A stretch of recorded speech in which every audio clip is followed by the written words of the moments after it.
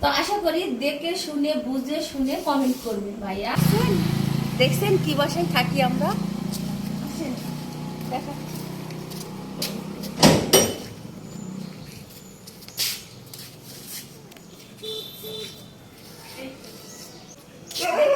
বস্তির বাসায় থাকি না চারতলা বাসায় থাকি। হ্যাঁ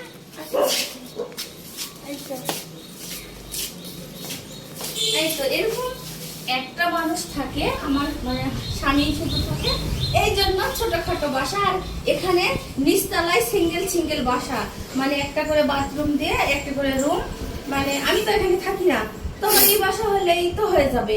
তো আমরা বলে বস্তির বাসায় থাকি, তো এবার দেখাচ্ছি।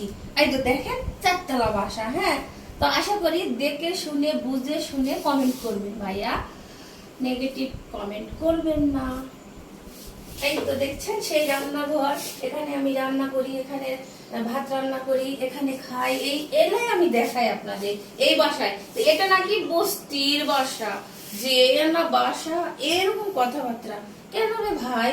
তো আমি এখন বাসায় চলে যাব, কালকে আসছিলাম আর আজকে বাসায় চলে যাব। তো এই তো আমি এই আসছিলাম কি কারণে, আর আমি কৃষক মাঝে মাঝে আসি সেটা বলতেছি। সেটা হচ্ছে আমি মাঝে মাঝে কোনো হোটেলেও আসি না, ইয়াতেও আসি না। আজকে আমি এই ভিডিওটা করা এই কারণে যে আমি কোথায় আসি, এটা দেখছেন তো, সবই তো দেখালাম।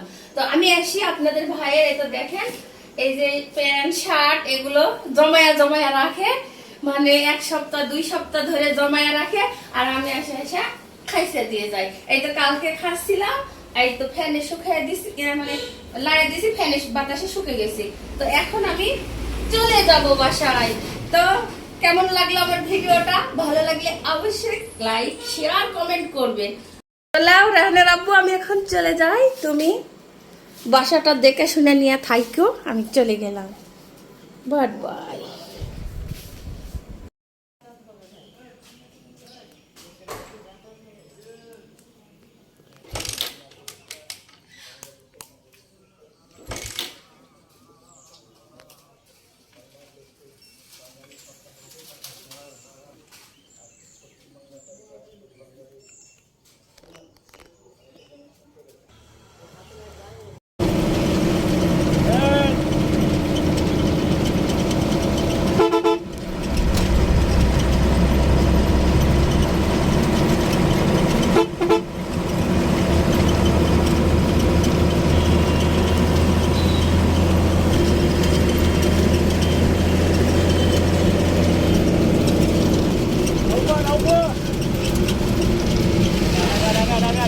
Bawa dia.